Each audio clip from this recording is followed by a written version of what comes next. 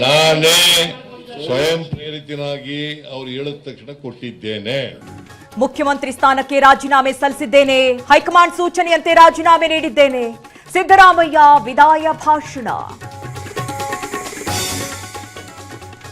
ರಾಷ್ಟ್ರ ರಾಜಕಾರಣಕ್ಕೆ ನಾನು ಹೋಗಲ್ಲ, ರಾಷ್ಟ್ರ ರಾಜಕಾರಣ ನನಗೆ ಒಗ್ಗಲ್ಲ, ಸಕ್ರಿಯ ರಾಜಕಾರಣದಲ್ಲೇ ಇರ್ತೀನಿ ಅಂದ Siddaramaiah. I will continue in active politics. ನಾನು ಕೋಮು ಶಕ್ತಿಗಳ ವಿರುದ್ಧ ಹೋರಾಟ ಮಾಡ್ತೀನಿ ಅಂತ ಹೇಳಿದ್ದೀನಿ. ಕೊನೆ ಉಸಿರಿರುವವರೆಗೂ ಕೋಮುವಾದಿ ಶಕ್ತಿಗಳ ವಿರುದ್ಧ ಹೋರಾಟ, ನಾನು ಸಕ್ರಿಯ ರಾಜಕಾರಣದಲ್ಲಿರ್ತೇನೆ. ವಿದಾಯ ಭಾಷಣದಲ್ಲೂ ಗುಡುಗಿದ ಸಿದ್ದು. ಮುಂದಿನ ಸಿಎಂ ಯಾರು ಅನ್ನೋದನ್ನ ಹೈಕಮಾಂಡ್ ನಿರ್ಧರಿಸುತ್ತೆ.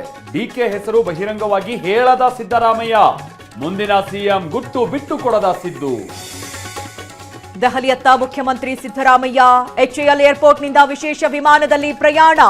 ಸಚಿವ ಕೆ ವೆಂಕಟೇಶ್, ಪುತ್ರ ಯತೀಂದ್ರ ಸಾಥ್. ನೊಣವಿನಕೆರೆ ಅಜ್ಜಯ್ಯನ ಮಠಕ್ಕೆ ಇವತ್ತು ಡಿಕೆ ಶಿವಕುಮಾರ್ ಭೇಟಿ. ಕೆಲವೇ ಕ್ಷಣಗಳಲ್ಲಿ ನೊಣವಿನಕೆರೆಯತ್ತ ಪ್ರಯಾಣ.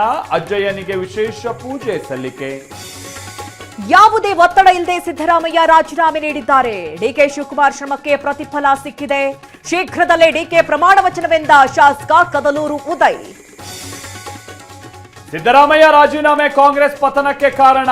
ಮುಂದಿನ ಚುನಾವಣೆಯಲ್ಲಿ 40 ಸ್ಥಾನ ಕೂಡ ಗೆಲ್ಲೋಕೆ ಸಾಧ್ಯ ಆಗಲ್ಲ. ಎಂಎಲ್ಸಿ ಲಖನ್ ಜಾರಕಿಹೊಳಿ ಭವಿಷ್ಯ.